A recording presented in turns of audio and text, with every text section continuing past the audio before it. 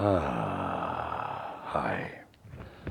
I'm a little pooped. I think I've walked 50 miles today, pulling several hundred pounds, doing my biz, getting my exercise on, and looking for that white Volvo that ran me over about 4 weeks ago, intentionally, when I was doing 25 on an electric scooter, a Lime, which they don't warn you, hey, you might want to wear knee pads, helmets, crash gear, and other shit, because if some asshole cuts across 3 lanes, which this prick did, according to the witnesses who saw it, cut across 3 lanes to then cut in front of me and brake in the bike lane, just enough to clip the front end of the Lime, which sent it head over heels, which they'll literally flip when you're doing 25 miles an hour and you hit a bad bump or something. So it was risky to be going that fast on it anyway,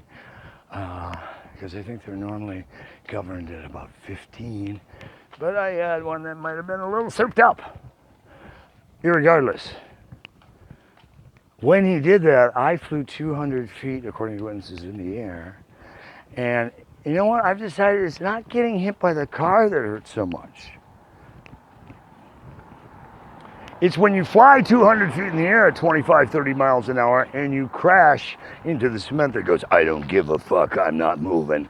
And you're breaking bones and fracturing ribs and kneecaps and knocking teeth out as your face and arms and legs and body slam and slide against the hard asphalt. Down that road of broken dreams, here I go again. If I had X dollars for Y amount of times that my government has tried to kill me, torture me, scare me into keeping my mouth shut, oh my God, I could have retired before 1999. I'd love to thank Edge much more with my foot up his ass from the FBI for literally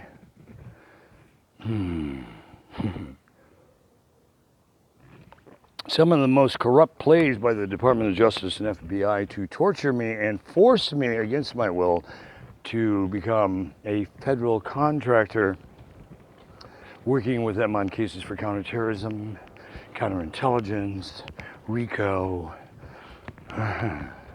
instrument fraud, terrorism, negotiation, a shit ton of stuff. And by the way, the pay was, you don't get to go to federal prison for knowing too much, for being an accessory after the fact, for withholding evidence that we're calling you to ask, hey, what do you know about Jerry Garcia or whomever? And I do mean celebrities. Hey, Kevin Costner and Whitney, God bless your late soul. You were the 2 that were actually cited when Ed Muchmore from the FBI called me up in the 1800s and was blowing so much smoke up me about, hey, you're in entertainment and you're seen hanging in Hollywood with Kevin Costner and Michelle Pfeiffer and Bruce Willis and Candace Bergen and all these people, and you're on ABC and you're syndicated on different networks, Rock Over London network in London, and global syndications, and even shows on other network for television and film and radio, and you're all of 20-something. How'd you do it? Now, when you first get a call with smoke blowing from the federal government up your ass, being born into politics like I was, I'm highly skeptical and know that some bullshit's up. When I tell people when the FBI first called me, tell me interrupt and go, oh, what'd you do wrong? Usually a federal agency doesn't call to recruit you for your intelligence and your genius or expertise or your ability to do encryption or deciphering or encoding or other things that their own best can't do. Even though you didn't go to Quantico and you could give a flying fuck about government because you know it's so corrupt from childhood because you were born into it. Being like a 3rd-generation Kennedy to the White House and having presidents and senators and governors and Teamsters and Black Panthers and Hell's Angels and everybody else coming over for picnics and fundraisers and, you know, doing the stumping, as they called it in northern Michigan, for office. I was putting on bumper stickers as a kid because my mother was the chairman of the Democratic Party, and that's why IMDb says Kurt Kelly's only 49 because of first trace record. I'm kind of like Obama. He started school at 8 after he moved here from Pakistan. He's not actually born in America. Oh, sorry, Bomarama, I let the cat out of the bag, like so many people don't already know. You know, when you showed up with grandmas because you're Taliban religious leader father and white mother made you kind of like a mulatto terrorist child who was to be the, I hate to say this, brother, but the Uncle Tom, the guy that set it up for Trump and what has been planned since the writing of the Communist Manifesto. And I know because I've seen, oh my God, ancient documents and handwritten notes of meetings with my great-grandfather, relatives on the Kelly side, and other very influential families with knights and nobility and kings and queens and princesses and lords and people seated in Parliament or presidents in the White House. I come from a pretty wild bunch. You know, Irish, French, German. My family were equal opportunity fuckers. They like someone, they were with them. They wed them or bet them, or both. I have first cousins who are half Japanese. I'm proud of my multicultural, as I put on forums, other and put in mutt, royal heritage. There's so many mixtures from Indian to Spanish to English, Irish, Welsh to you know, Nordic, Viking type stuff, and even back to Highlanders.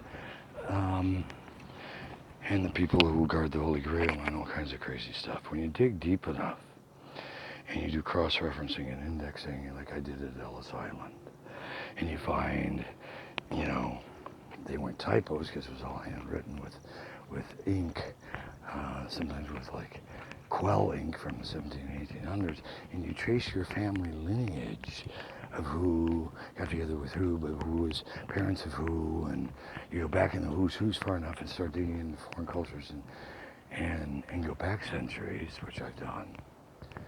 And you start researching and finding in stuff Mom left, because Mom kept everything. Some would say she was a hoarder or a pack rat. I wouldn't argue that. She was definitely a clutter freak and had, you know, the bell stamps, there's rating stamps for stuff, the green and the red and the purple or whatever the colors of stamps were, as well as, you know, birth certificates and original documents that went back some hundreds of years. It was a little undaunting. I'm sorry, what did you say? Oh, I'm taping something and I was talking.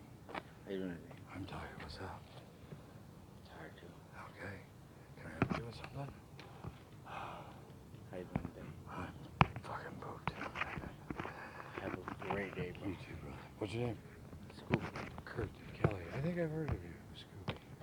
Maybe you have. You've been around here for a while? Pretty long. You from here?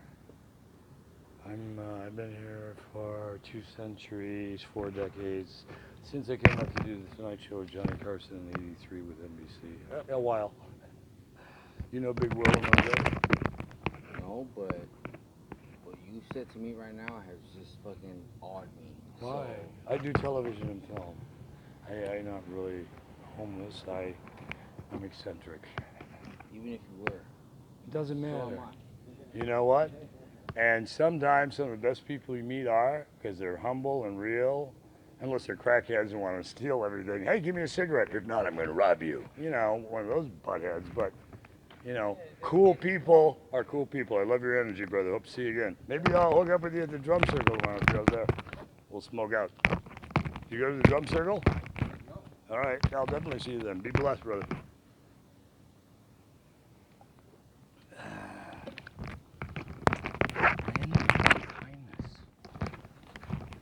what I was taught to do from childhood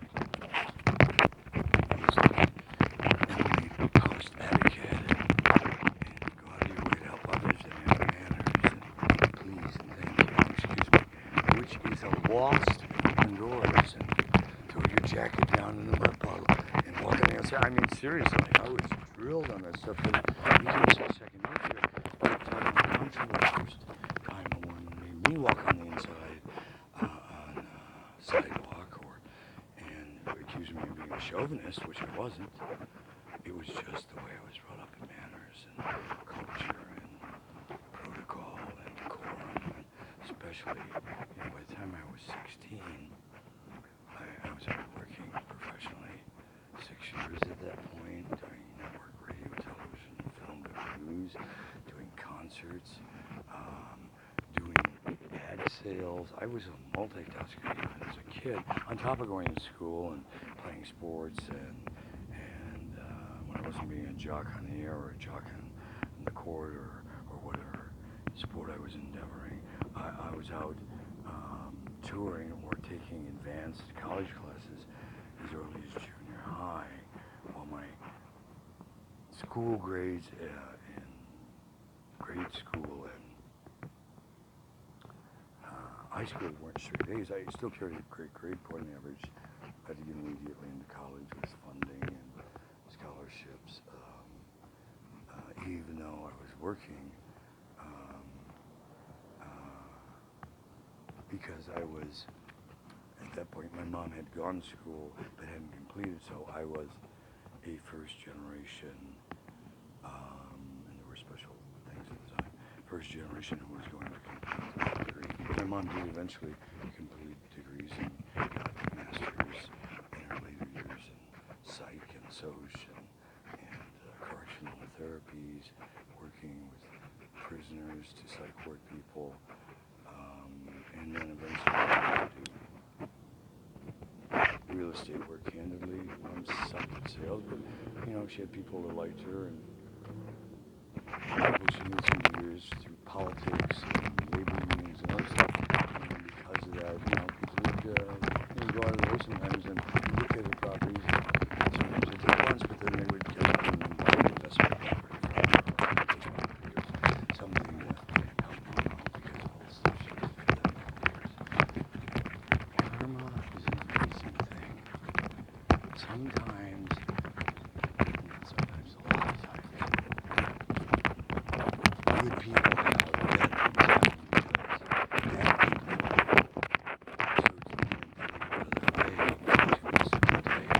So it's the one thing the days pass when they're condescending and judgmental and interrogating and harassing and intimidating others. I'm sure you have some people like that. Now, if those people are also your friends, you're a fucking idiot. That's on you. You get a gimme, you get a pass for your family. You can pick who you were born to, where you were born, your name, your parents, your relatives. Every family has dysfunction. Nobody says that every family is lying through their teeth. Everybody has a weird uncle or aunt or grandparent. Dysfunction of some kind. If you're in denial, it's a deep prayer. I hope you swallow. However, through healing, talking with others, finding excellence, finding new ways to attack and explore problems and come up with solutions versus the same one. Yeah, you're right, I'm a little bit. I never got into them. I've seen some things they do. I've always been Mr. Positive.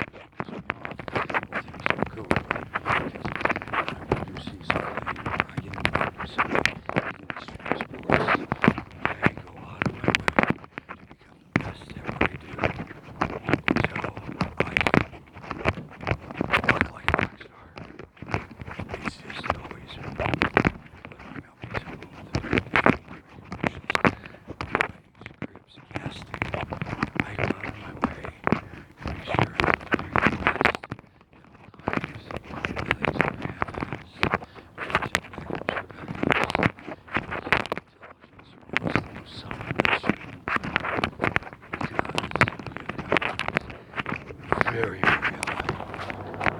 Beyond what most people even know government to be. When you grow up in that dysfunctional community, I did, those heritages, the membership does have some privileges. I've been blessed to have opportunities that most kids or most people will never have the opportunity. And maybe the blessing to experience, because some of them have outrageous, hideous nightmares. Be careful what you wish for. I always ask God, show me the good, the bad, the ugly. Creator, I want to help with everything. And I knew from childhood I was here to help others. Help others find their way back, help others heal, help others recover, help others take blinders off, help people, empower people to be positive and be loving and giving, and to go out of my way to help empower people to make it to another day. I mean, for years, and this isn't very good, OSHA, I've helped with every charity imaginable, from children's charity, St. Jude's, TJ Martell, Kaiser's Children's Hospital, a lot of family institutions, aged institutions for Alzheimer's, for dementia, for AIDS, for blights, farmer problems. I've helped out with virtually everything that I've ever been asked to do. By choice, because of a promise I made to John Guerin at ABC when I thought I was getting a job at 16 at the ABC O&O WLS, and I had already been working at ABC doing network news as a news reporter, and had been working at ABC O&Os and major markets in television and radio. I thought I was a slam dunk. At 16, he thought, a couple more years to do my good, but at some point he would hire me, as long as I remembered throughout my career to pay it forward that if I saw good talent, that I opened the door for them. Don't push them through, don't make people do stuff. Lead a horse to water, but don't try and force it to drink. You can drown it. Literally, I mean, I grew up on farms, I know that to be true. It's the same with people. You can know somebody has the ability to do it based on your knowledge and skill set and talents and your professionalism, etc. And I've told people that I thought they had the grace or whatever to do certain things in different industries. And I've worked in so many different industries, from aerospace consulting to high tech and research and development and science and the arts and entertainment, and television, film and radio and internet and secure transactions and developing voice over IP telephonies that are used around the world today, and credit card transactions that are used around the world today, and encryption technologies and base platform technologies with Microsoft and Google. I was one of the original architects with NSA and Google and FBI and Department of Justice, who was recruited in because of my expertise in already working with Microsoft and Sprint and telephones and broadcast at that point for years. I think it was back in 2003, 2004, when you had to be invited in to have prototype and develop in beta. Gmail is a new private email box to be later released to the public for free after we made it more special on Yahoo and Netscape and other AOL competitors, etc. at the time.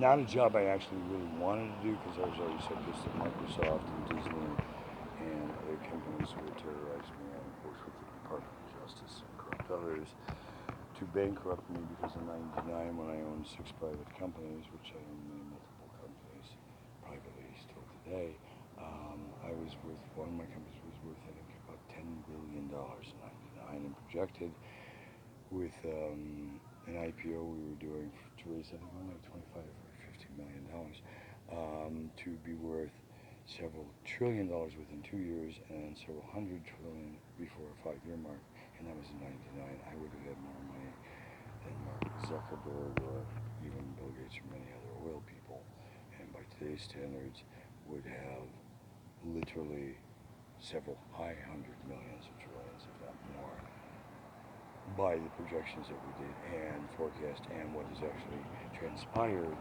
in that frontier called internet electronic commerce. The concept of Amazon doing television and films and special projects and selling everything on the planet is actually a concept we developed and run patents and run stuff through Department of Justice and Federal Library of Congress and others to register as, we were going to be entertainment, television, and news, and you could even touch on stuff back in the 90s with the technologies we invented, and you could find out what Madonna was wearing and where she got it, and the fabric and cost and colors that you could get it available in order while you're watching our videos and concerts, as well as we were selling computers and books well before Amazon exploded and became the multi-Walmart on the internet, if you will, and then started diving into entertainment with their different programs that they now offer through Amazon and all the other services. That was all stuff that we had built and prototyped and ready, and we're launching back in 1993-94. However, as we were launching and deploying the biggest data centers at the time that could have carried most of the data and telephone calls at the time, in the late 90s, at that point when we were completing the data center for about $1 million plus,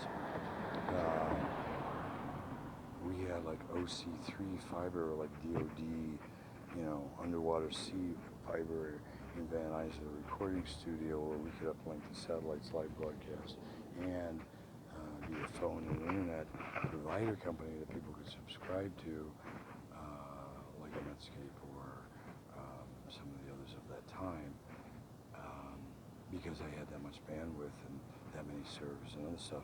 However, mysteriously, when my second wife, whose dad was high-level DOD and many others, tried to get me to go and move my company up and live with Bill Gates and incubate at Microsoft as the Chileans and unforthright others who said they had my back and best interest. I mean, multi-million and billionaires like the Cutler Estates and Montgomery's and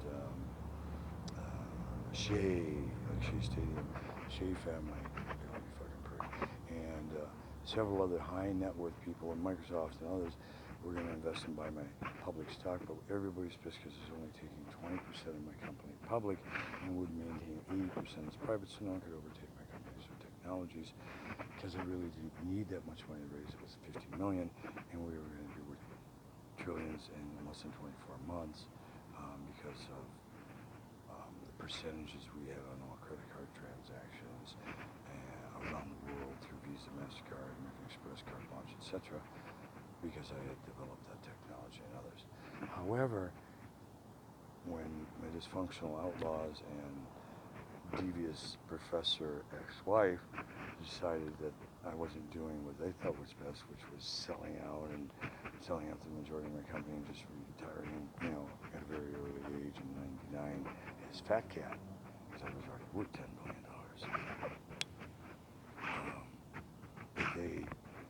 She had a second honeymoon, and I couldn't wait, even though I was right in the middle of a public offering and funding with Merrill Lynch and Bank of America, doing an IPO, and not on penny stocks, but on the New York Stock Exchange with a registered company that had high Dun & Bradstreet global ratings and customer service and stuff. We were doing it right. I had already come off years of working at networks and studios as talent management, already running my own private companies since, the early to mid-'80s, while being a network employee that wore more hats than anybody in network history, being, producer, director, writer, host, air talent, actor, could do outside syndications and international distributions and productions, radio, television, film, controlled promotions, research, scheduling. There was nothing happening at a network station that I didn't have my finger in, unlike I'm the general manager, sales director. These are my contracts.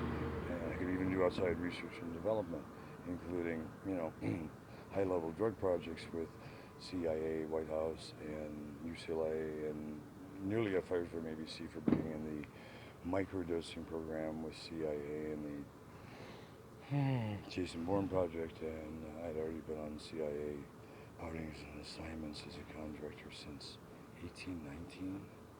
Not that I chose it. They, again, the president, because he knew me, and others at ABC and others gave me this all expense paid trip, and I thought I was going to go on this cool trip for years, and integrity and news broadcasting and television and film and children's shows and entertainment. Yeah, it was in part true. Until I landed and realized I was in a war zone in Belize and headed to a deeper war zone funded by CIA and drug lords in Sandinista, Nicaragua, and was I speaking up incorrectly or not with, you know, the guys with machetes and machine guns were ripping my stuff apart when some guy taps me and says, "Hi, I'm in CIA, be quiet, and we'll get you out of here alive." And, hey, he's with us, and they packed it up like a 5-star hotel room in minutes while everybody else was getting strip searched. And 20 minutes in the ride of silence, deafening silence, and bumpy roads, and police headed to the Windjammer yacht that I was on my all expense paid trip on. Police flying down from Detroit to Miami, and then police, international airfare, food, accommodations, barefoot Windjammer cruise, scuba diving, skin diving, and other stuff in the ocean, and go through the West French Indies and parts of Central America and through Panama Canal. Sounded glamorous in the late 70s, early 80s, until I realized what a shitstorm I had walked into. And by the way, ABC couldn't fire me for testing positive for LSD, which they did try to do, because they just implemented drug testing in '85.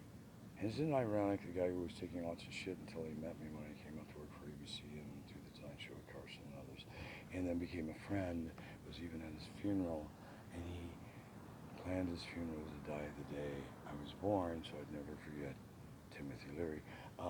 ABC wasn't able to fire me because when they tried to fire me for testing positive, I reminded them of the clause they forgot about, which was, in addition to syndication and production and my own companies and consulting other broadcasts or productions and running them around the world through other networks, in addition to consulting the ABC broadcast group, as well as helping run an O&O here in Los Angeles, I'm a multitasker.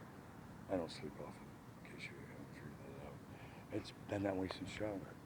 I'm fascinated by life. I'm passionate about what I do. I love what I do. I do it with integrity. I may talk a lot, but I assure you, if you dug deep, you'd find out what I talk about is only a fraction of what I've done in an eyelash. Even the credits on IMDb or the internet are fractions of the television, film, syndication, special productions, and things I've done around the world. It's just the way I am. Retired in 1999. I've officially been retired since '99. However, I'm one of the most working entertainers and consultants and people on the planet who keeps working even though I'm retired, because I love what I do. I'm passionate. I enjoy helping and educating others. I've even taught at professor levels at colleges and acting schools and universities, and lectured on strategic marketing, warfront marketing, global marketing, guerrilla marketing, private lectures on high intelligence and other things that most people are like, what? What? Oh yeah, whatever. But it's really true. When you work 15 days straight, you get a lot of time to get shit done. And I've been known to go 15 or 17 days straight, nonstop, because I was shooting multiple shows and appearing in different cities and on tour with bands all at the same time. So I was like flying in and out of airports and traveling between shows, backstages, and maybe catnapping once in a while while one of my crew was driving, but not much. A lot of times I was even in the driver's seat and videotaping what we were doing on the road while, blah, blah, blah.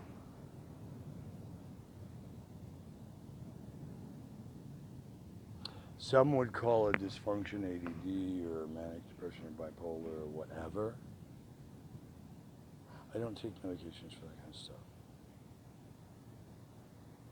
And because you can do a lot of things extremely well at a genius level, but you talk different than the norm because you don't tolerate bullshit from anybody and you can smell it a mile away and you'll call people out on it. And you're kind of a rebel, and you're the guy who will, lay down on picket lines and let them try and drive over you with a truck. I've been known to do that. Or stand in the way of police and stop them from going through and terrorizing people in an area long enough so some sanity could be restored to some overly heated hostage or other situations, has been a blessing and a curse. When I pray to see the good, the bad, the ugly, and know everything about so many things: food, medicine, healthcare, religion, theological, archaeological. I've studied so many science and blah, blah, blah. And I'm highly proficient at the things I talk about. By the time I got to universities, colleges, and then so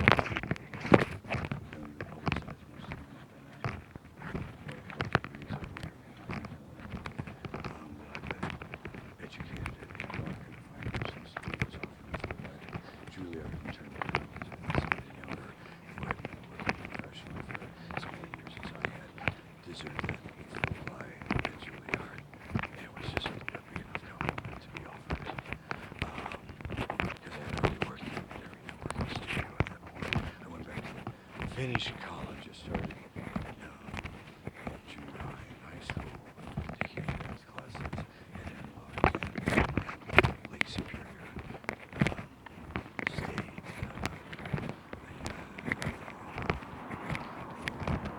going to Michigan State local seminars, humanitarian events and debate competitions, U of M in summer times. If I wasn't at also, under acting camps or vocal camps at those institutions being educated in literature, journalism, sciences, research, laboratory studies, biology, calculus, algebra. I've studied such a wide array of topics because I really want to understand as many things as possible in life.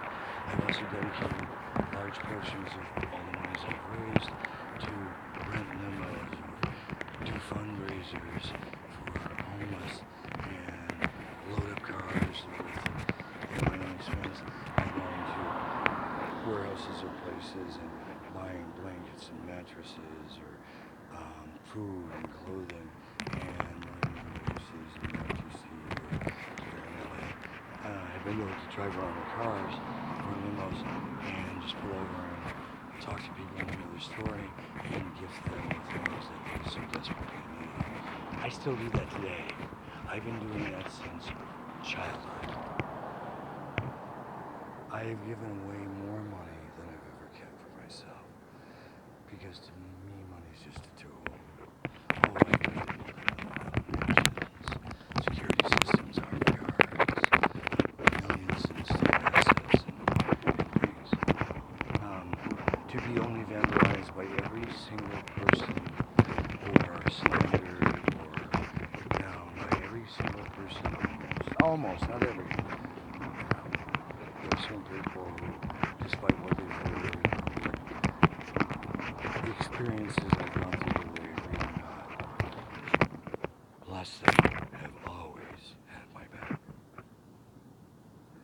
There are some homeless people, or some that others would consider to be, why would you hang with people like that?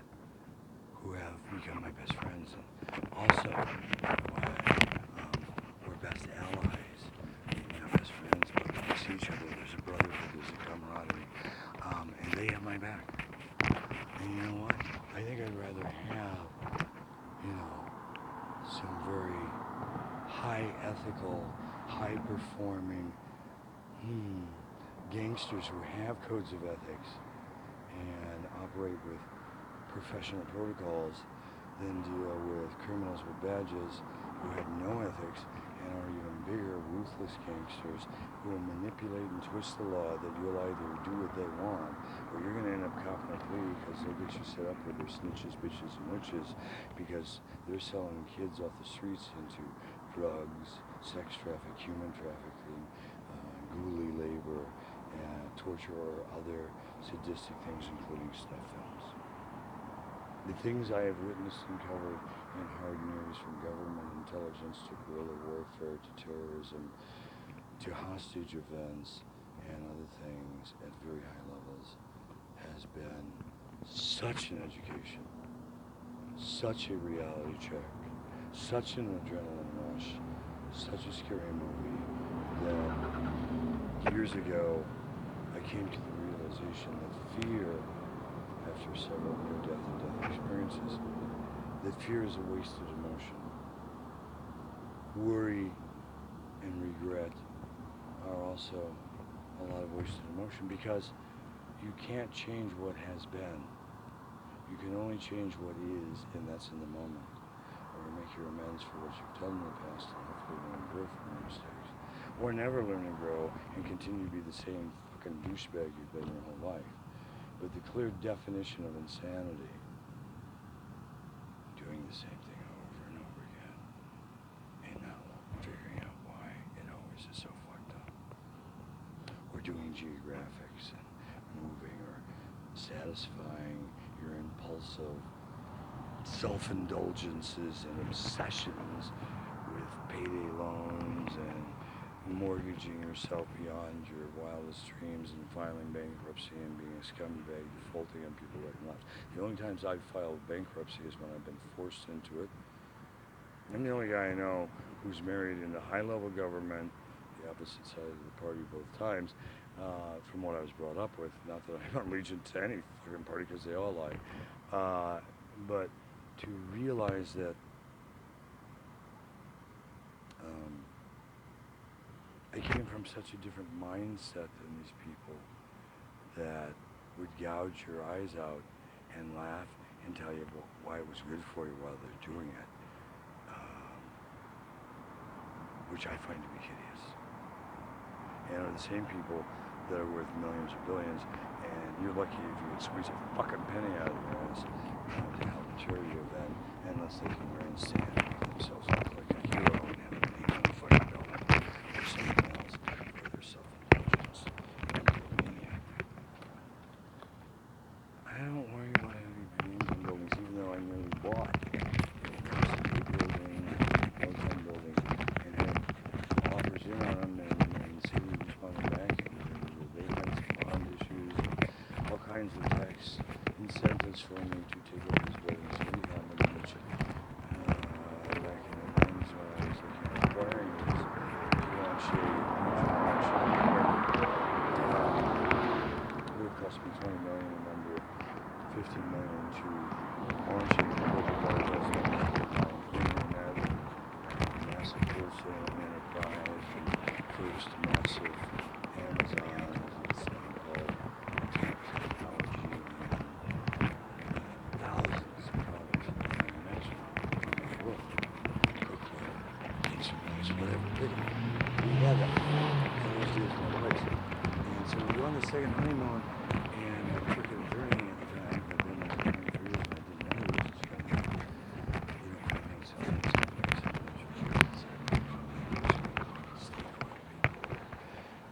They put on, sheep's clothing, harlots, tirelessly. But the point I'm driving at is when we get to Hawaii, I'm not there hardly 24 hours, and mysteriously,